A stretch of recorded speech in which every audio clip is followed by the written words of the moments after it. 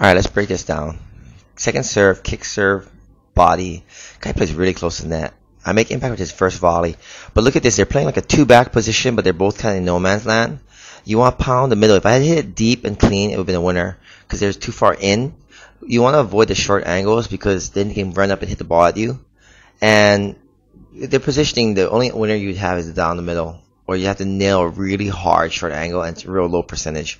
You want to keep it high percentage, play the middle of the court, and by playing the middle of the court, you draw the two baseliners to the middle of the court and it opens up the edges. Okay?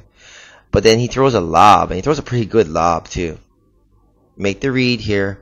Okay? When the ball is in the middle of the court now, I covered to red, my partner covers to green. We both kind of cover both sides. He throws lob, and this is kind of a touch and go. It depends on your partner.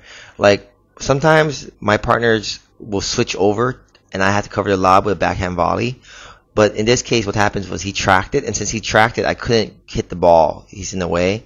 So I moved back with him. Because I'm assuming that our opponent's going to take the net. So I moved back with him. We both track it. He's tracking it right here. Note our opponent comes to net. We're maintaining the even keel. I can see him. I know what we're going to do. So he's running back with the ball.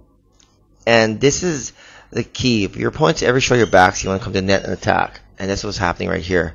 He's coming to net to attack us. Now, the interesting thing is, you always want to make sure you check off if you hit the shot.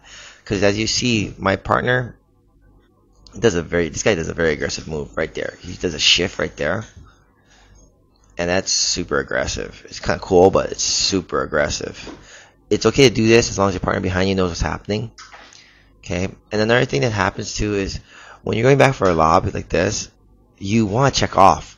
You want to look at the court and see what's going on. My partner didn't even look at the court. He only looked at the ball. He's watching the ball completely. He never checks off.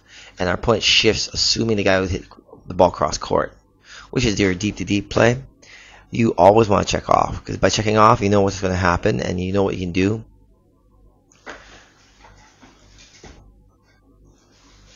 So as we see a shot here, I see what my partner's about to do. I have to go back to my side to cover both sides of the court.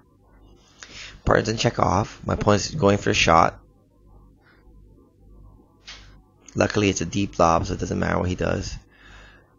Now, I do the same thing. I come to net because my opponent doesn't check off, and his partner's in the way. So he can't come down the line past me because the partner's in the way. He has to hit the ball back to my partner, okay? And he doesn't look at me. So, and he didn't shift either. So they're both on the same side of the court. His partner's gonna have to hit the ball and shift to the right.